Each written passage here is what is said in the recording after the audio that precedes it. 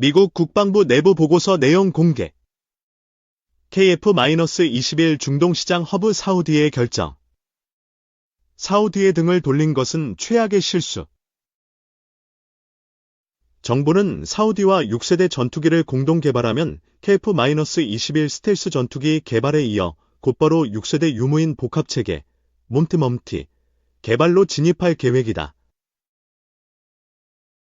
한국항공우주산업은 우선 2025년까지 다목적 무인기 플랫폼을 개발한 뒤 경공격기 F-50과 통합해 인공지능, AI, 기반의 차세대 공중 전투체계 핵심 기술을 개발하는 데 주력할 생각이다. KF-21과 함께 비행할 무인기는 대한항공이 맡을 것으로 보인다. 대한항공은 지난 2014년 무인기 가오리 X1을 개발했다. 길이 10.4m, 날개폭 14.8m, 중량 10톤에 달하는 대형 무인 전투기 기체를 46%로 축소한 가오리 X1은 1시간 30분 동안 50km를 날며 무인 전투기 개발 가능성을 열었다. 대한항공은 나아가 가오리 X1을 이용해 무인 편대기와 스텔스 무인 정찰기를 개발할 예정이다. 무인 편대기는 멈티라고 불리는 유무인 협력 기능이 가능하다. 사람이 탑승한 유인 전투기를 적진에 침투시키기 전에 스텔스 무인 편대기가 먼저 나선다. 전방에서 먼저 적과 전투를 벌이거나 정찰 임무를 수행할 수 있다. 전투기 조종사의 생명이 보호되는 것은 당연하다. 무인기는 유인기와 동시에 임무에 투입되기 때문에 급작스러운 상황에도 대처가 가능하다. 무인 편대기는 2025년에 첫 비행을, 2027년에는 정부가 보유한 유인기와 같이 유무인 합동작전을 시험할 예정이다. 공격형 무인 전투기는 가오리 X2다. 한국형 중거리 유도폭탄 등을 장착할 수 있어 미니 B-2 폭격기라고 불린다. 무기를 장착하기 위해서 현재 개발 중인 스텔스 무인기용 5,500파운드급 터보팬 엔진을 장착할 것으로 보인다. 미국 등이 개발 중인 스텔스 무인 전투기의 엔진은 1만 파운드급을 장착한다. 해외에서도 조종사가 탑승한 전투기를 중심으로 무인기가 편대를 구성해 호위, 정찰 등 임무를 함께하는 무기체계의 개발이 경쟁적으로 진행되고 있다. 이처럼 유무인 복합 전투체계 개발에 전 세계가 뛰어드는 추세다.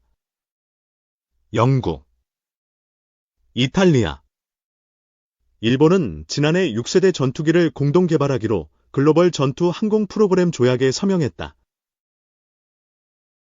직갈피는 초음속 성능과 레이더, 탐지 능력을 대폭 강화한 전투기를 2035년까지 실전 배치할 계획이다. 사우디는 여러 차례 직계비 참여를 희망한다는 뜻을 밝혔다. 지난해 7월에는 무함마드 빈 살만 알 사우드 사우디아라비아 왕세자 겸 총리가 기시다 후미오 일본 총리와 만나 뜻을 전달하기도 했다. 하지만 일본은 작업이 많이 완료된 데다 2035년까지 프로젝트를 마무리하는 일정이 빡빡하다며 반대 입장을 표명한 것으로 알려졌다. 유럽에선 이미 독일 주도 아래 프랑스, 스페인이 함께 6세대 전투기 미래 전투 공중 시스템을 개발하고 있다. 2029년에 첫 시험 비행을 진행할 예정이다. 지난해 12월 공개된 직갈피는 영국, 이탈리아가 추진하던 6세대 전투기 개발 계획 템페스트 와 일본의 차세대 전투기 개발 계획 FS를 합친 것으로 각국 주력 전투기인 유로파이터 타이푼, 영국, 이탈리아, 과 F-2, 일본 등을 대체할 전망이다. 직갈피 민관 합동본부 위치는 영국이다. 대신 정부기관과 기업기관의 초대 수장에는 각각 일본인과 이탈리아인이 내정된다. 개발 프로그램에는 일본 미쓰비시중공업, 영국 베시스템스, 이탈리아 레오나르도, 일본 미쓰비시중공업 등 각국 방산업체가 참여한다.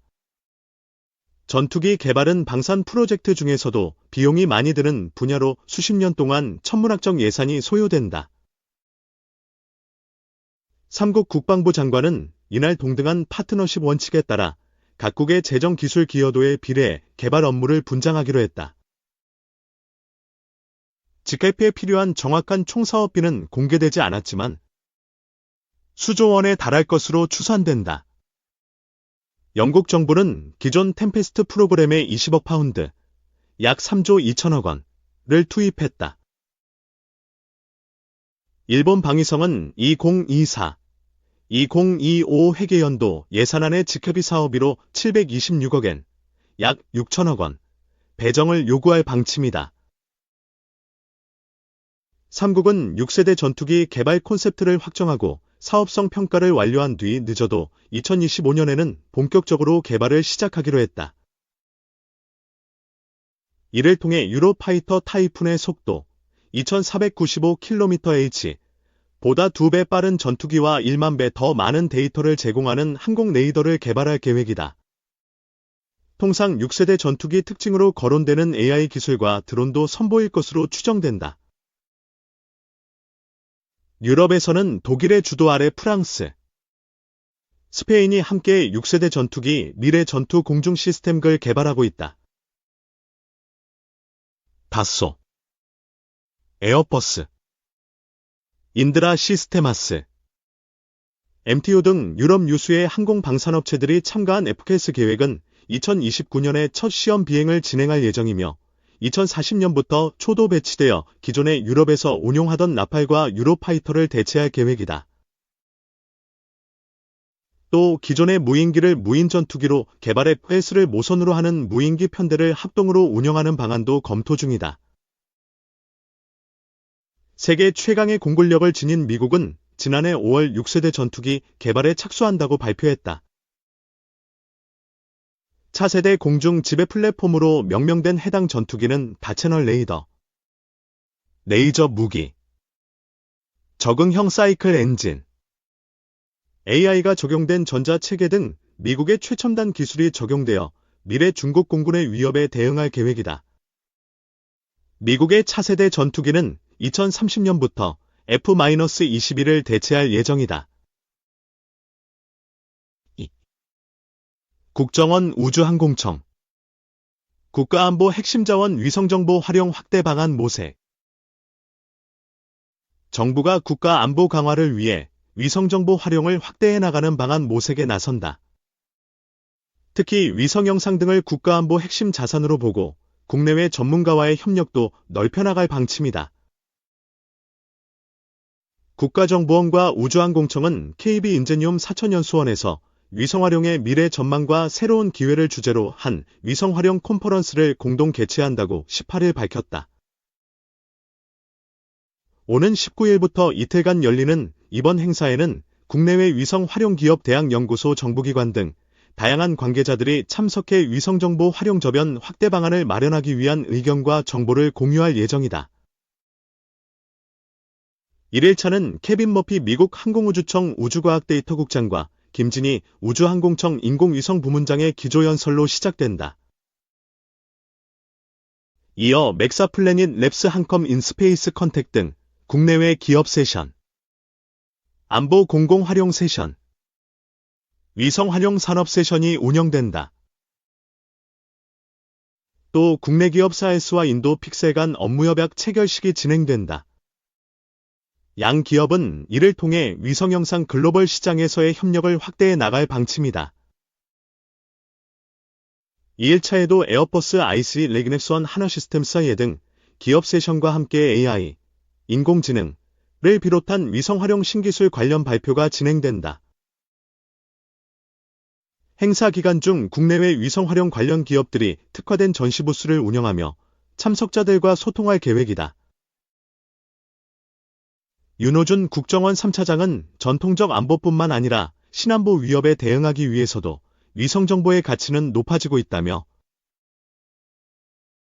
국정원은 대한민국 우주안보 선도 기관으로서 산하경과 협력 강화를 통해 위성 활용 분야의 혁신과 성장을 도모하는 한편 민간의 우수한 기술과 자원도 적극 도입하겠다고 강조했다.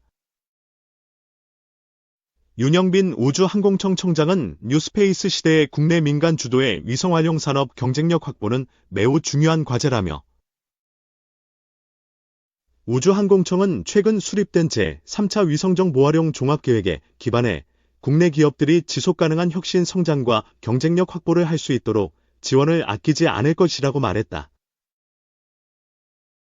이어 미국 나사, 룩셈부르크 우주청을 포함한 국제사회와 함께 기후위기, 재난재해 등 전 지구적 문제에 대한 위성정보 기반의 예측 대응 역량을 강화해 나갈 수 있도록 협력을 확대해 나갈 계획이라고 덧붙였다.